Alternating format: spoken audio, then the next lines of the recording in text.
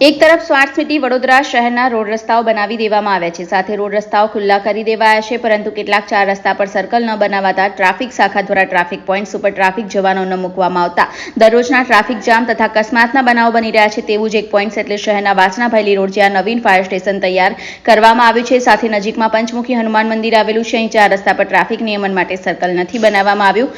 અહીં લોકોની વારંવાર માંગણી છતાં આજ દિન સુધી સર્કલ આપવામાં નથી આવ્યું। સાથે સાથે ટ્રાફિક શાખા દ્વારા અહીં ટ્રાફિક જવાન પણ ન મુકાતા દરરોજના ટ્રાફિકની સમસ્યા લોકો માટે માથાનો દુખાવો બની છે।